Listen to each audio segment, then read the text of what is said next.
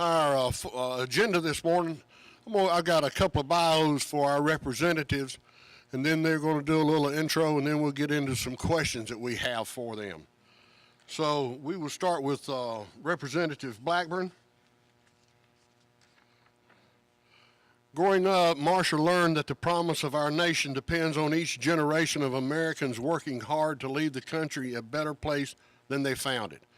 As a small businesswoman, author, mother, grandmother, member of Congress, Marsha has dedicated her service to the sacred obligations all citizens have to their communities by making Tennessee and America a better, more prosperous, and freer place. Congressman Blackburn was first elected in 1998 as a Tennessee state senator. Her Senate career was marked by her commitment to fiscal common sense and government accountability.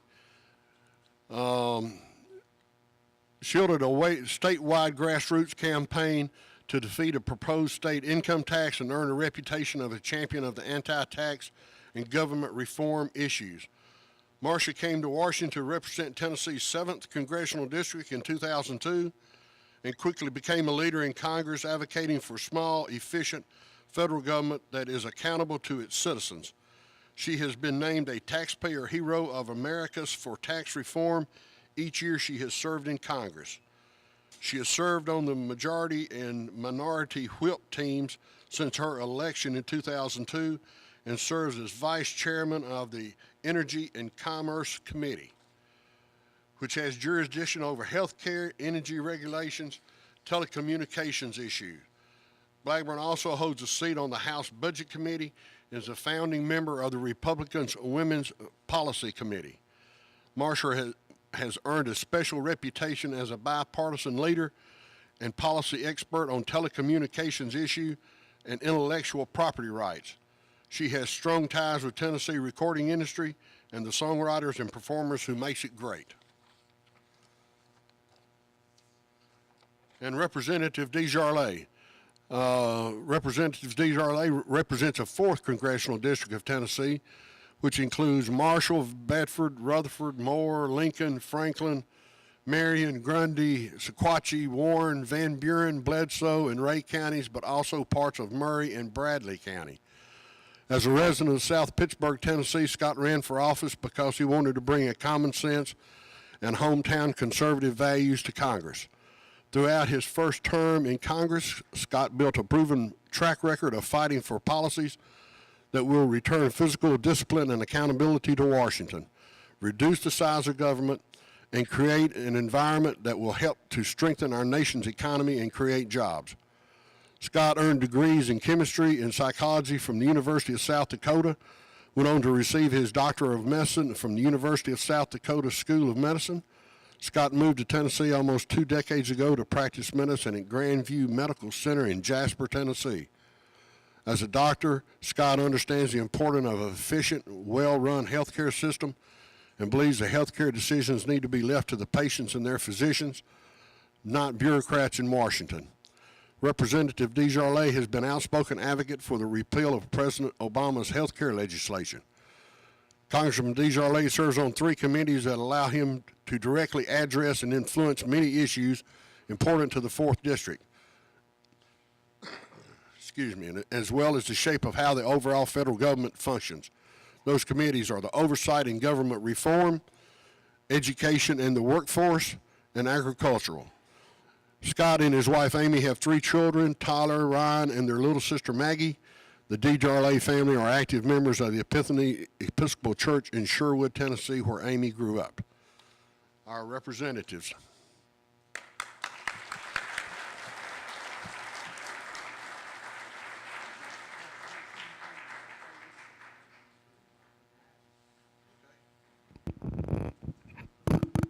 All right. First of all, we're going to let y'all have a little opening remarks for about 5 minutes, if you don't mind. And Doctor, if you don't mind, we're going to let Marsha go first. Well, good morning. I am absolutely thrilled to be here. And Jimmy, I want to make certain that I get my Rotary makeup. So I'll get that in my hands before I go. There are lots of issues that are taking place in D.C., and yes, indeed, they do affect each and every one of you. I've got some handouts that have landed on your table that cover a couple of things that are the most often asked questions that we have.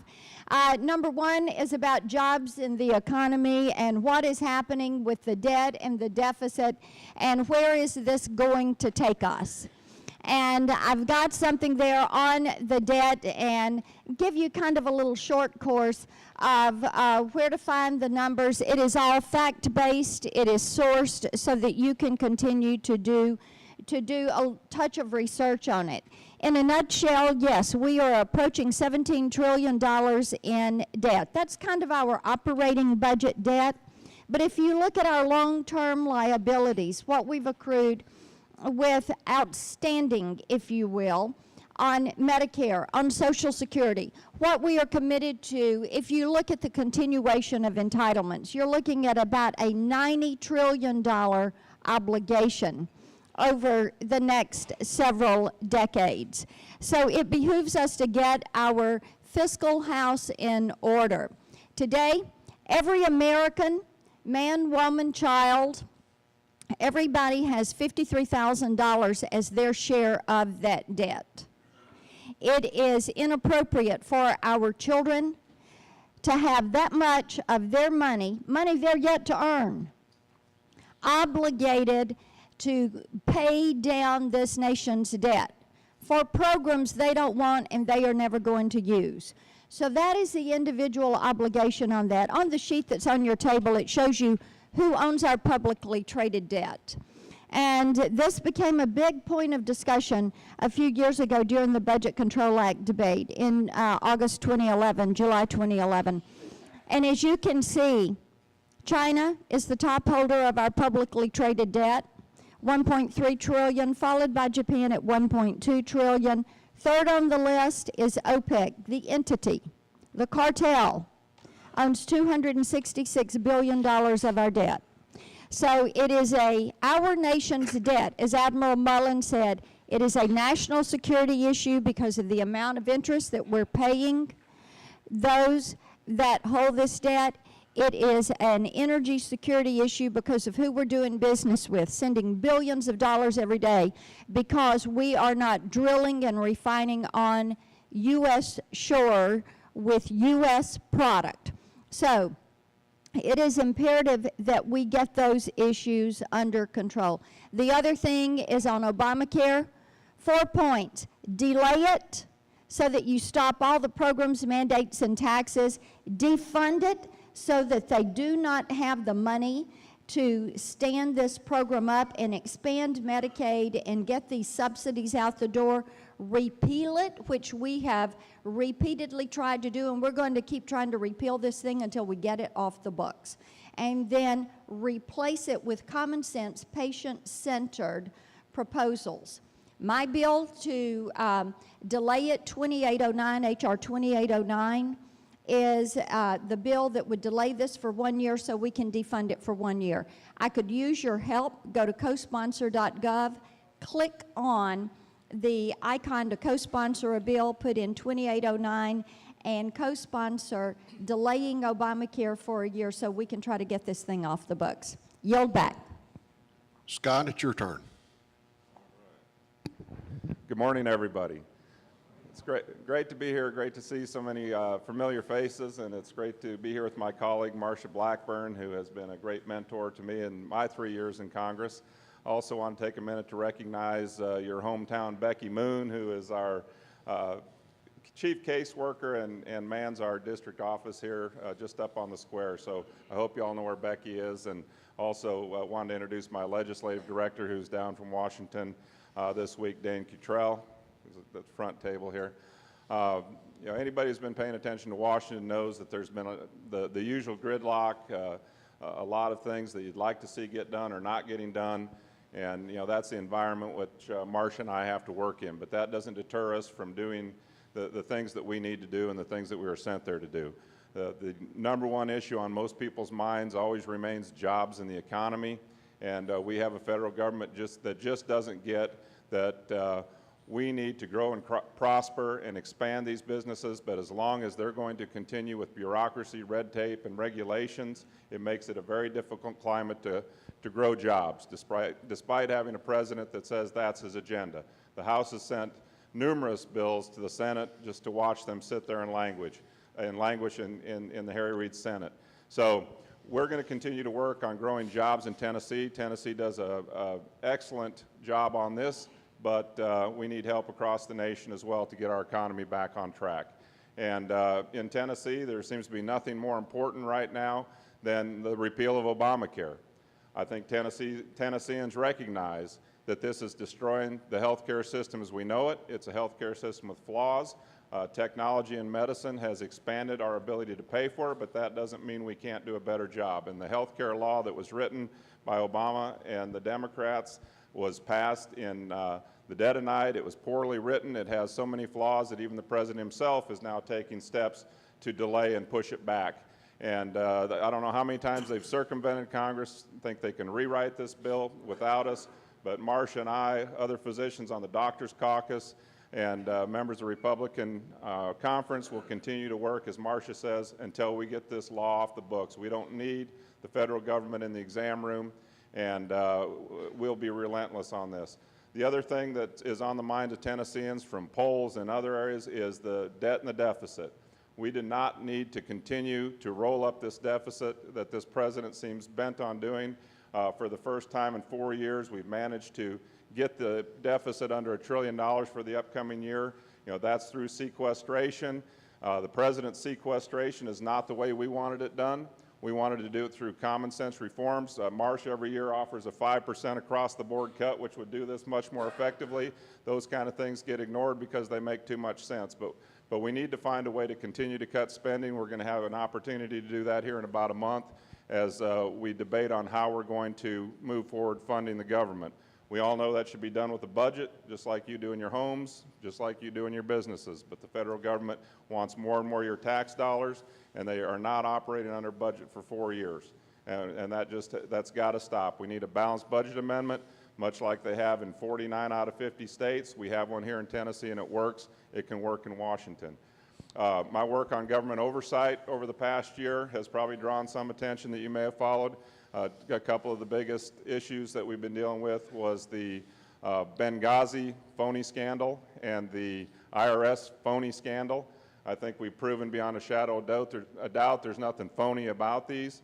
The president initially likes to feign outrage when something like this happens, and when that wears off, then he tries to blame someone else. And when that wears off, then they obstruct and they don't give us the documents we need to get to the bottom of what we're looking for. But I'll guarantee you we're not done with Benghazi. We're far from done with the IRS scandal. This thing very much has Watergate-type overtones to it, and we're going to continue to push on that. Agriculture, a frustrating year for us on Ag Committee. We know how important farming is to the state of Tennessee, and that's evident by the strong presence of Columbia Farm Bureau members here at the meeting today. We're going to continue to work closely with them. We're going to try to get a farm bill out of the conference again this year. I know it's looking more and more like we may have a one-year extension, but Chairman Lucas is still optimistic somehow we can get a 5-year deal done, and we can talk more about that later. But let me stop because Marsha and I are here this morning to hear from you, and I'll turn it back over to our MC. Thank you. Our first question, since y'all have already talked about it a little bit, is on health care, okay?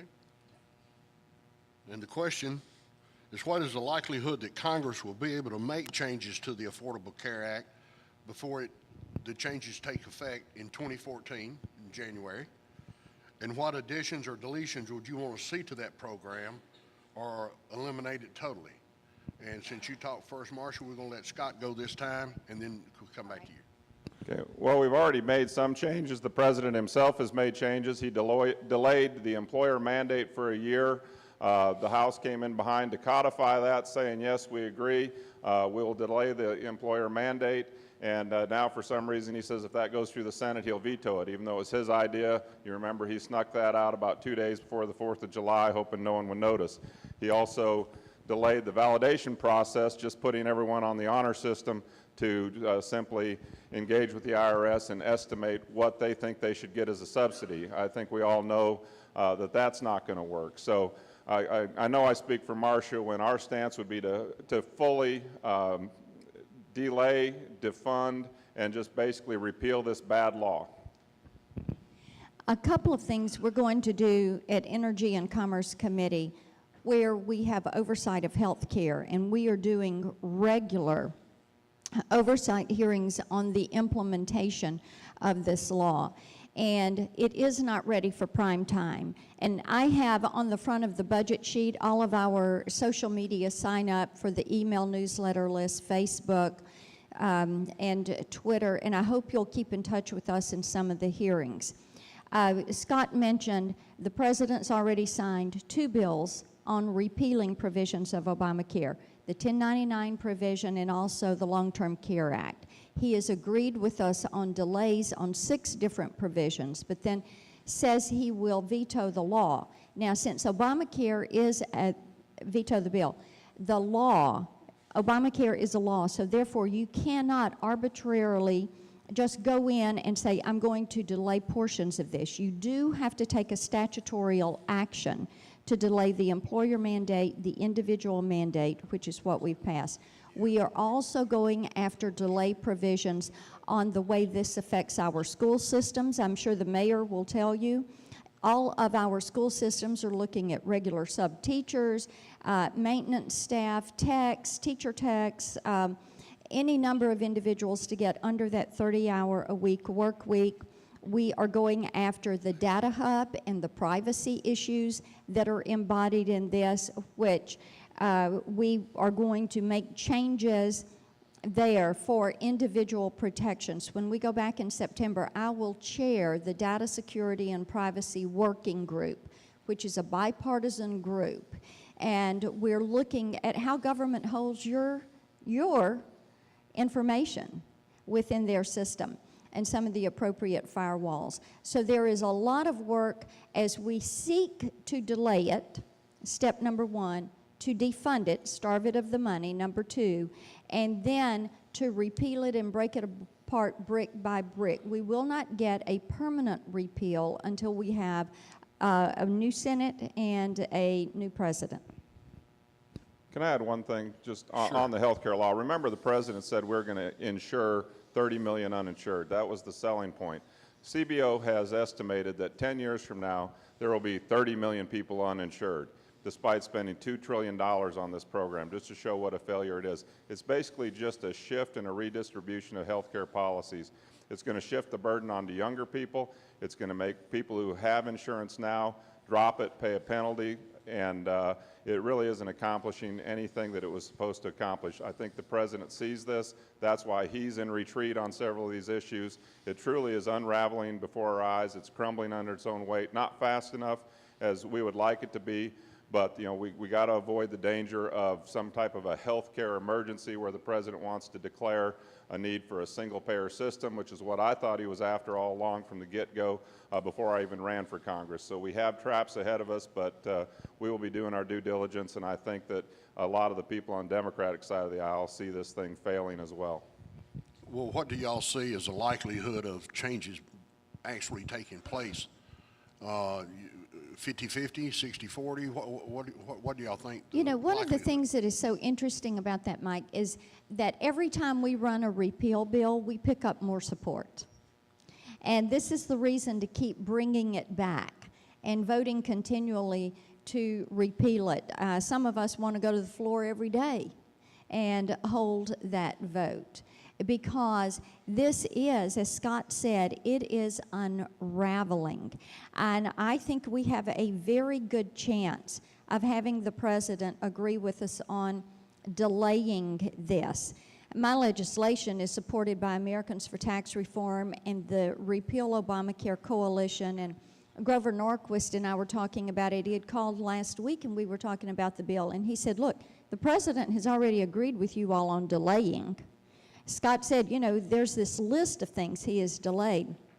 Now we're arguing over degree, and we say out of fairness to the taxpayers, to our citizens, to our state and local governments delay the whole thing for a year. Permanently. It is not ready for prime time, and that's what people want to see. So I think we have a very good chance of doing that between now and October 1st.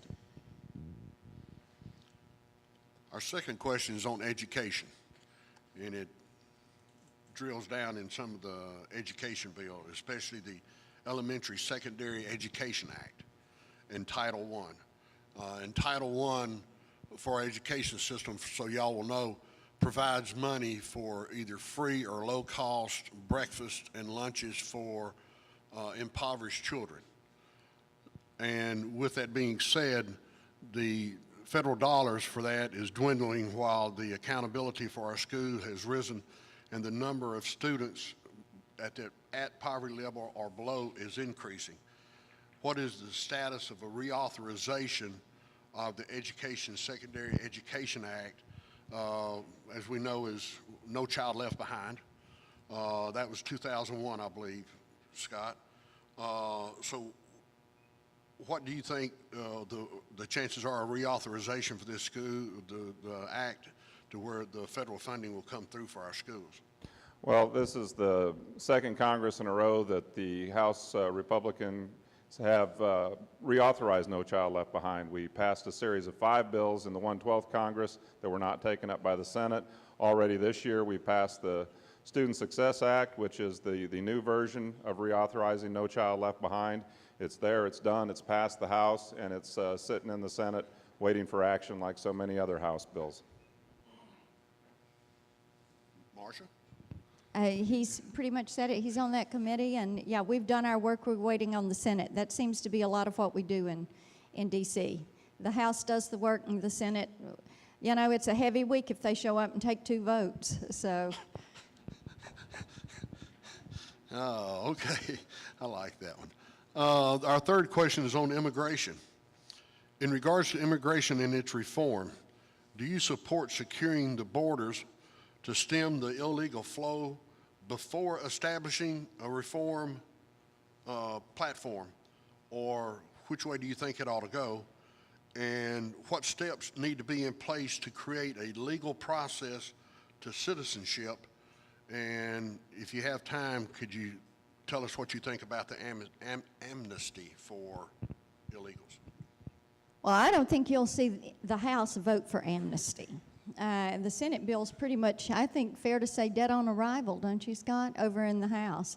And the House has supported and continues to support an incremental process. I think Chairman Goodlatte has been very out front about this. The Senate knew we weren't going to take up a comprehensive bill. You know what? We get ourselves in trouble every time we pass 2,700-page bills and don't read the things until after they're passed. And I read the bills.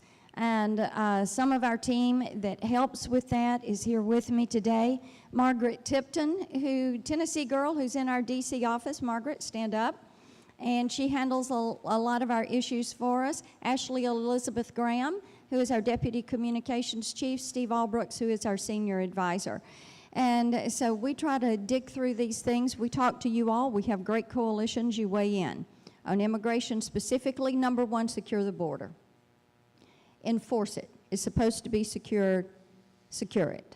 Number 2, deal with the criminal illegal entrance into this country. My Clear Act that forces ICE to do their job and pick up those that are criminally, illegally in this country, and then pay back our local governments, make them whole for the detention of these individuals, deport them, they never come back in the country.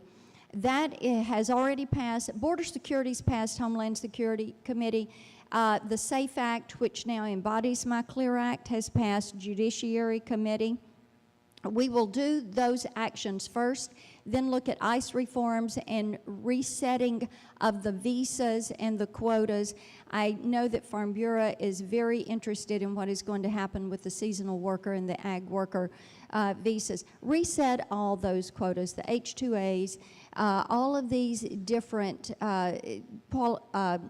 components that need to be dealt with. But it will be an incremental, little bitty, readable, short bills that are coming from the House. We will do this one thing at a time, and we'll do it right. Yeah, and I'd just like to add, I agree with Marsha that the House will not take up the Senate amnesty bill that reads like the Obamacare of immigration. We do not need another massive bill that tries to tackle too many problems with too many words and too much unclarity. It doesn't make any sense whatsoever to provide a pathway to citizenship without securing the borders first. All that does is invite a flood of illegal immigrants into this country, and bottom line is, we're making this way too hard. We have immigration laws right now that if they were enforced, we would not be in the situation that we're in. We need to enforce the laws that are on the books. If we were doing that and would continue to do it, I don't know that comprehensive immigration reform is even necessary. How many of you have ever traveled to Mexico? Okay, or any other country for that matter. Do you ever leave home and go to the airport without your passport? And when you go to Mexico, do you follow their laws, respect their laws, and probably even fear their laws? We do that because we know that if we break their laws, we're probably going to jail. We might get chained to a bed. We might not know when we get out of that prison or jail. That's why we follow those laws. People don't do that when they come to this country. They break the laws because we're not enforcing the laws. It's unclear to everyone. It's hard to follow the rules when you don't know what the rules are. So simply enforcing the laws we have on the books would probably take care of about 90% of this problem. We have a generous immigration program in this country. We naturalize over 1 million citizens a year. Over the past decade, I think it was 1.4 million. About 66% of these are reuniting families. Only about 12% of them are skilled workforce, which is unusual. Other countries require up to 60% of skilled workforce. And so it's not that we don't allow immigrants into this country. We are a nation of immigrants. We know that. The problem is with the word illegal. We don't have a problem with legal immigration. We don't have a problem with a legal guest workforce in this country. We know that in the House, we need to deal with the guest worker program. Tennessee, with its strong agriculture background, relies on this. But I'm tired of hearing, sick and tired of hearing, that Americans just won't do these jobs. We have jobs in this state that are not being filled because they're competing against the federal government's unemployment program. We have people that won't work for $10 an hour or $12 an hour because it's easier just to draw that unemployment check. So once the government quits being a permissive poor parent and takes away programs from people that don't need them, then we can get more Americans back to work and we wouldn't be so reliant on a guest worker program. But until we do that, we can't let farmers and agriculture workers and other areas go without that workforce. So one, we've got to teach America to work again. We can't be dependent on a government. That's the track that we're on that is basically putting this country out of business. So on immigration, follow the laws we have on the books, see what that does. We can find people who are here illegally. If you get a parking ticket out in California, don't pay it and come back to Tennessee, they will find you. We can find people who are here illegally, I assure you. We're just not wanting to do that. We've got bills coming out of judiciary that will allow state and local law enforcement to engage in this process. Right now, they can't. I mean, if they find a truckload of illegal immigrants, they basically can detain them momentarily, but usually they just let them go. So you're going to see the House roll out a series of easy-to-read, easy-to-understand steps to fixing our immigration problems. Our next question is on the federal dollars. Marsha, you'll start off with this one, okay? Recently, the Tennessee Department of Transportation chairman said that he had grave concerns over future money for infrastructure, roads, bridges, because the EPA is mandating a 50-mile-per-gallon average by 2025. The chairman is predicting a decrease of our gasoline tax by 50%. What can the federal government do to ensure that our roads and bridges stay on the safe, drivable side? And also, should electric car owners be taxed or have a tax on them to pay for the infrastructure that they're using? Oh, yeah, what great questions. I think a lot of that we could serve by getting rid of, take care of those issues by getting rid of the EPA. which is something that I would personally like to do. And at Energy and Commerce Committee, they come under our jurisdiction. And there are some things that we are specifically doing about this. Let me speak first of all to the CAFE standards, and then the blend wall, which is what you see with the ethanol in the gas, and we are pushing up against the EPA mandate to move from the 10% ethanol up to the 15% ethanol in that blend. Well, everybody knows the more ethanol you blend into that, there are two consequences. You're going to get fewer miles per gallon, and then it is more corrosive.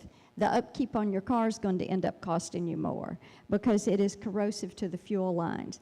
And what we are seeking to do is to block the EPA from moving forward with putting more of that ethanol in and hitting that blend wall. Second, when you look at the CAFE standards, you cannot continue putting this blended fuel with lower miles per gallon and increasing those CAFE standards.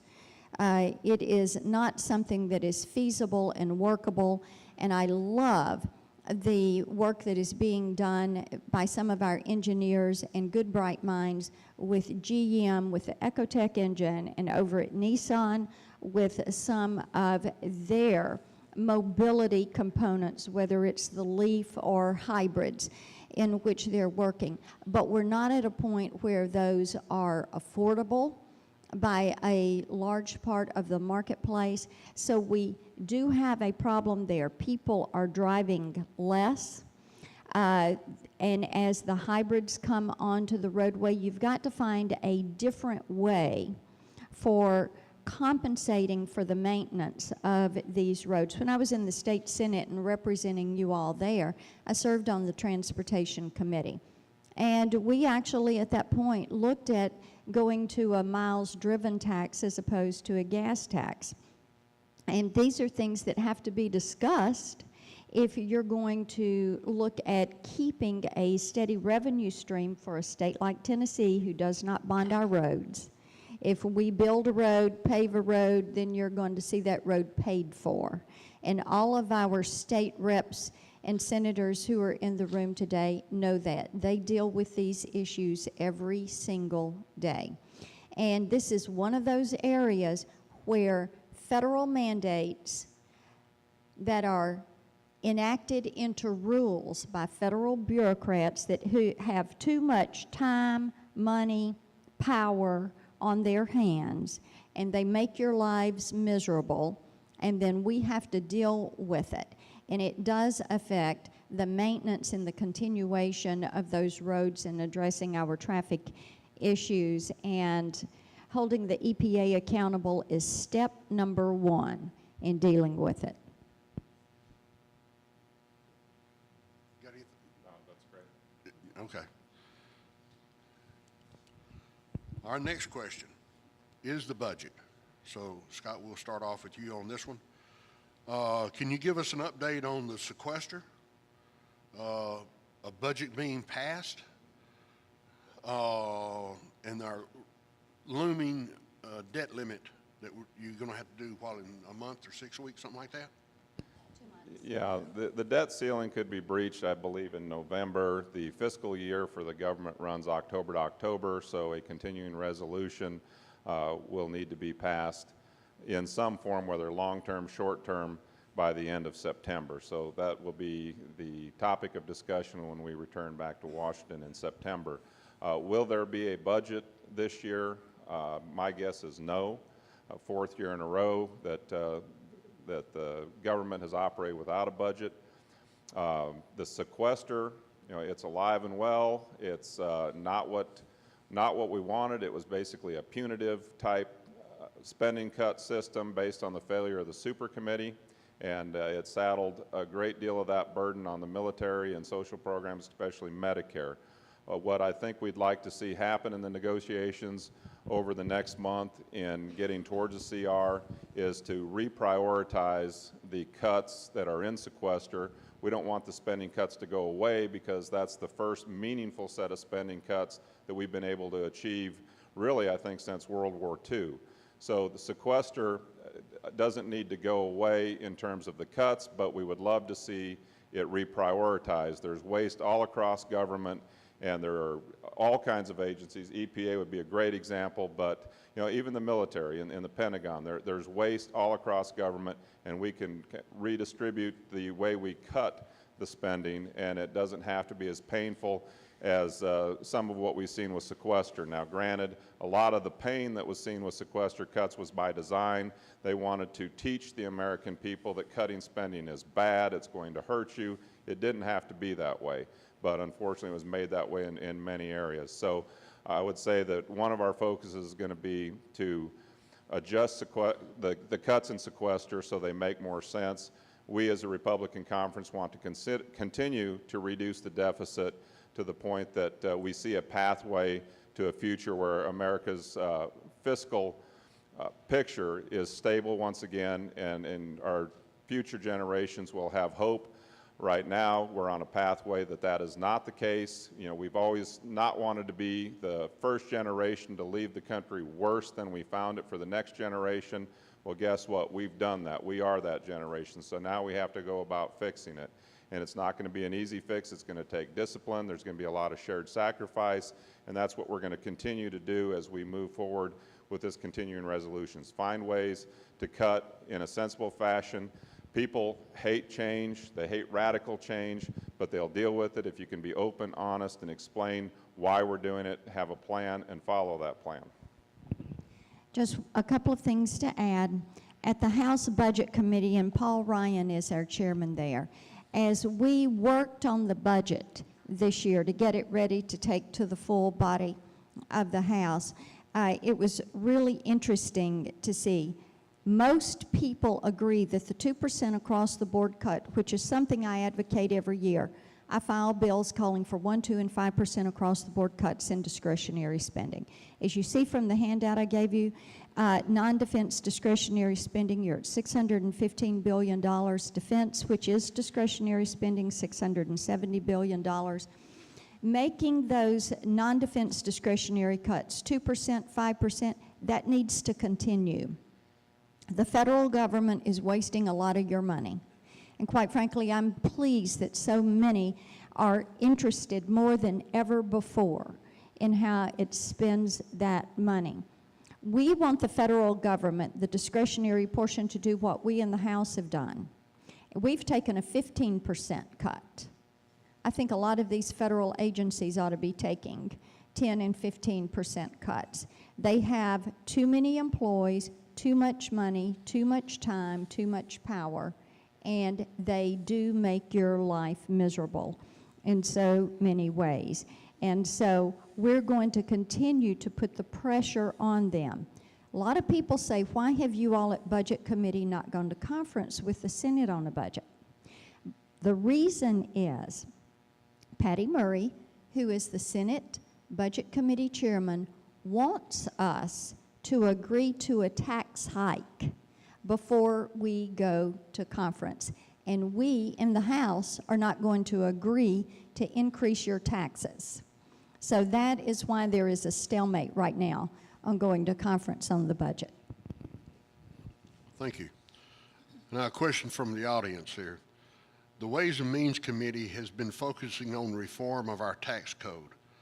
Do you have any insight on what directions they will head, and any explanations or additions to that? Dave Camp is that chairman. They are going to take this up when we go back in September. You can expect to see on the individual side flatter, fairer, simpler, some simplifications, some flattening of brackets in the individual federal income tax return. You will also see, when it comes to business taxes, some allowances for repatriation of dollars that are held offshore so that they can come back in for R&D. This is very important to many of our biotech, life sciences, agribio, pharmaceutical companies that want to bring that money back.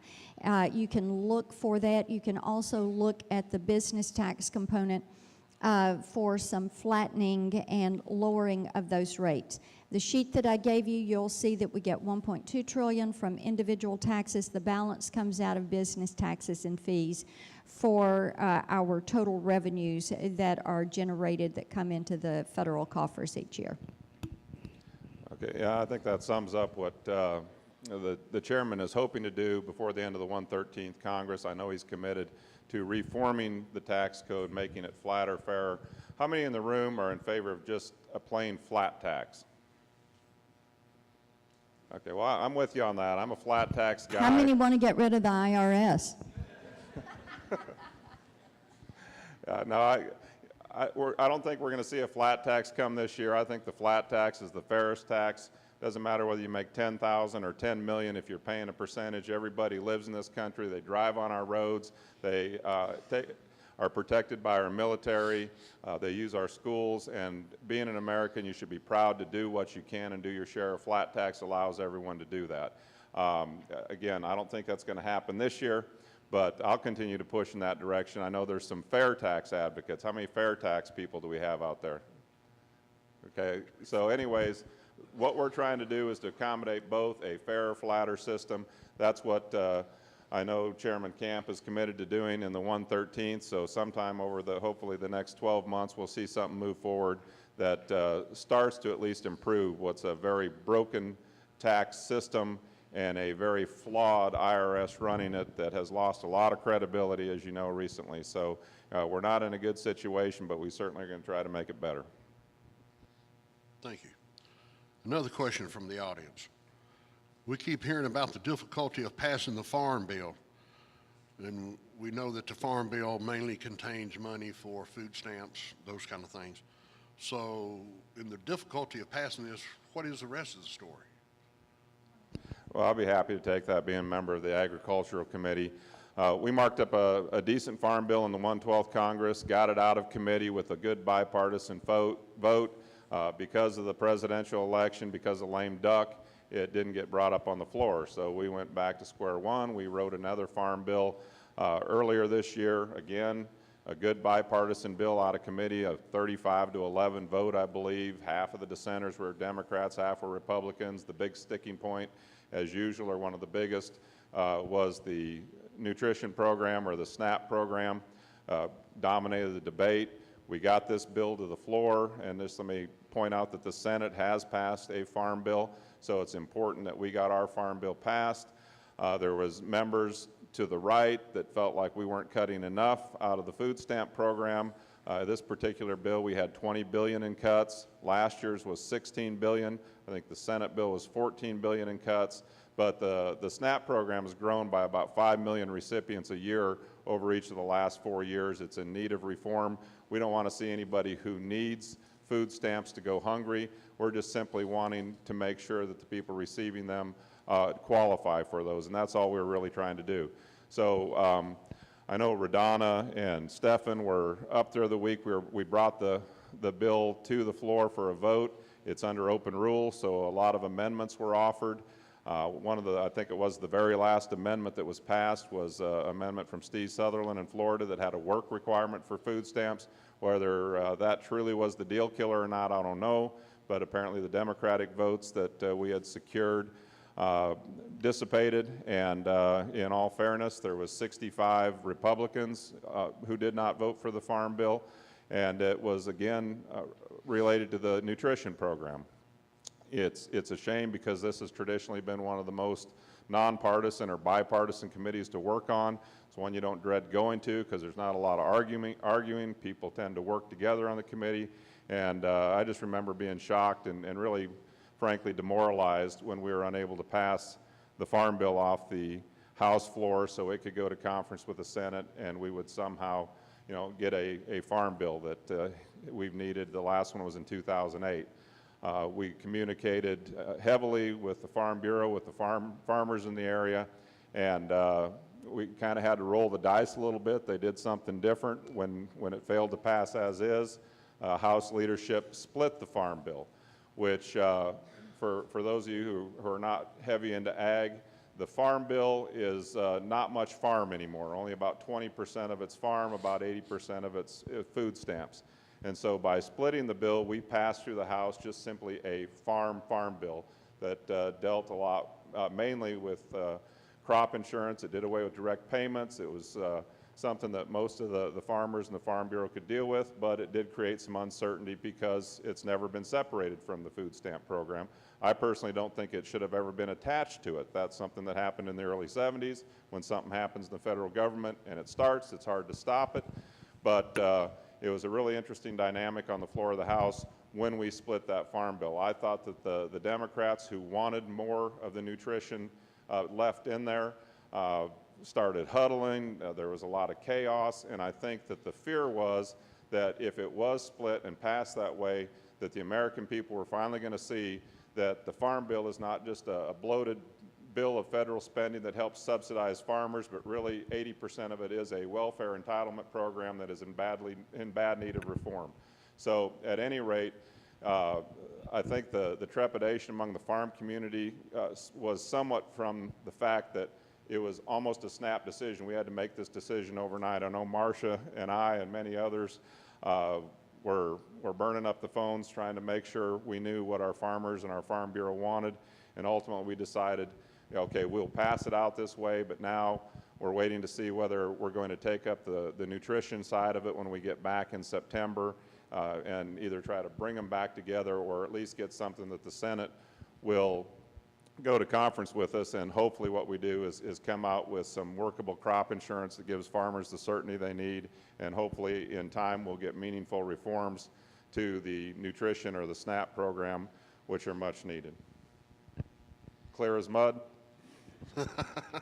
I will just add, I want to thank Radonna and Lacey. They stayed on the phone with us, and at one point we gathered all of our Tennessee delegation in my office and got them on the phone, and it was a way for us to do a conference call, get everybody together, be sure we were on the right page, and that we had those open lines of communication. So I thank you for that. Now that the housing industry is starting to come back somewhat, give us your thoughts on what's going to happen with Freddie and Fannie. There are two separate bills. The members of the House don't much like the Senate bill because we don't want another federal bureaucracy that our realtors and our mortgage bankers are having to deal with. We do have a bill that is there in our House committee. Jeb Henserling is chair of Financial Services. We would prefer and are pushing to move Fannie and Freddie to a private footing with a national mortgage utility that would serve not to purchase mortgages, but would be there to set standards and more or less be a gatekeeper or an overseer. So it is a more private sector approach as opposed to a government-centric approach, which is coming out of the Senate. Margaret Tipton, who's with us, has handled this issue in our office, and we are enjoying working with our mortgage community and our realtors as we get input and address the issue. You can look for it. There'll be a little bit of conversation on it in the fall, but primarily after the first of the year and before we finish next year with Congress. I would just say, I think Marsha described it pretty well, but anytime we can get the federal government out of the way, we're going to be better off. They tend to make things more complicated, less efficient, more expensive. So we're certainly going to come at it from that angle. Well, I want to thank y'all both for coming this morning. We have a couple of gifts for you.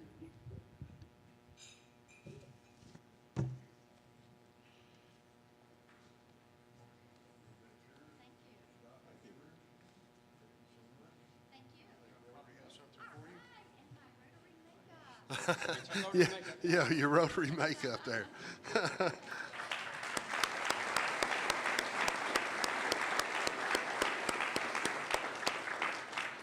Ladies and gentlemen, just want to bring something to your notice that we're going to be putting on in September. There is a sheet on your table, Breakfast with Lamar. We're going to have Lamar Alexander here on September 16th. That's a Monday morning. We're going to be doing the same thing here with Senator Alexander. I also want to thank Breakfast Rotary for letting us come in this morning to y'all's meeting. They're going to be around for a little while longer, so if you had some questions, sorry we couldn't get to all the questions that was asked from the folks out here, but we said that we'd get you out of here by 8 o'clock, and we're going to hold our word. So thank you so much for coming. Hope you enjoyed it. See you September the 16th.